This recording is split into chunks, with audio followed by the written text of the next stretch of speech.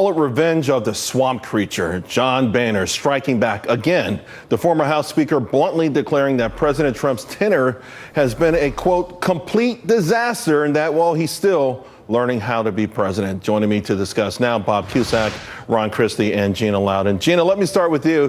Boehner, like a whole lot of these other folks who won't go away, and those are some really biting commentary on the president who's only been on the job a few more than 100 days. Yeah, John who? Like, do we even remember him?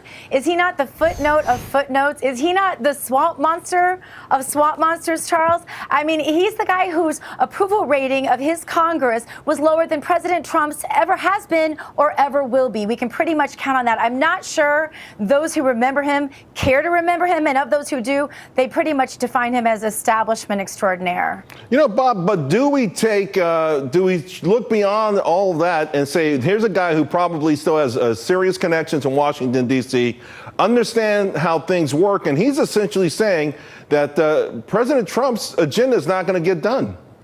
Yeah, and he has been pro-Trump, certainly after he was elected and before he was elected. Boehner said some nice things about Trump. So I don't know why, if Boehner's missing the limelight but this is not helpful for either President Trump or Speaker Ryan. They're trying to get tax reform done, health care reform, and he's going after both their efforts on both health and taxes. So this is something that is not helpful to the Trump agenda, and you wonder, remember, Trump didn't push Boehner out. It was the conservatives in the House who didn't like how he was governing. Trump had nothing to do with that.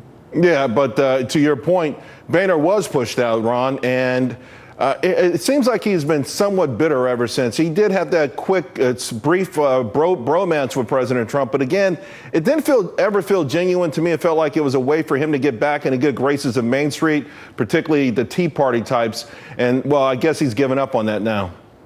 Well, good evening, Charles. Look, I've known the Speaker of the House for 26 years.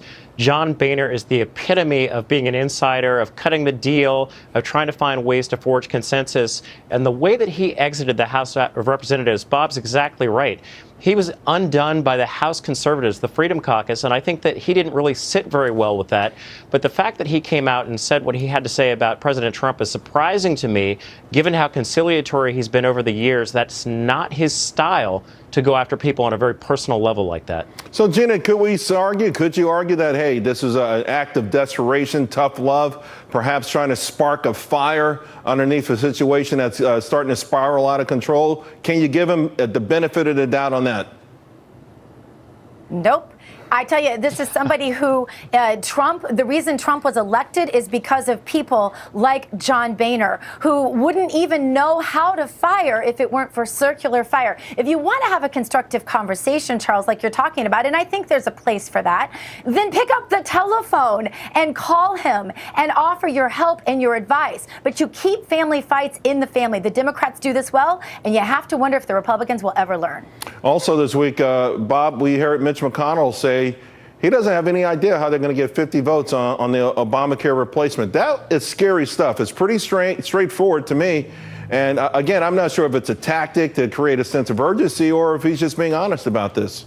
Yeah, I think he is being honest, but it is quite revealing. It's going to be a very difficult task to get to 50 votes. Basically, Republicans in the Senate have 52 seats, so they can only afford 2 defections. And so you got 50, you got to be on board, get Pence's tie-breaking vote, and then you got to even merge it with the House bill. So Mitch McConnell's been around a long time. He knows how difficult this will be. I think it's going to be very interesting because usually, Charles, when bills die in the Senate, there's just no vote. They're like, we don't have the votes. Right. I think this time McConnell is going to bring a bill to the vote, and he'll say, hey, we either have the votes or not, and it could be voted down. Clearly, that's what McConnell is indicating. Yeah, and of course, Ron, nobody wants to be that person per se, despite their vocal opposition to it. Overall, Ron, again, you understand Washington, D.C. as well as anyone.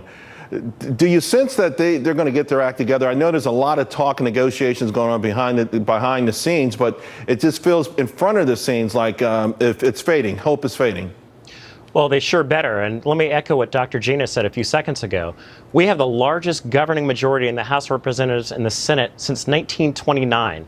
These people have had 7 years to get their act together, to do tax reform, to do health care reform. If they can't find a way to get 50 votes in the Senate to get health care through, if they can't find a way to get tax reform through, a lot of people around this country, Charles, are going to look and say, we gave the Republicans the honor, the privilege, and the opportunity to do well, and all they're doing is just arguing amongst themselves. And I would certainly say I think that would be the final straw. Thank you all very much. Appreciate it.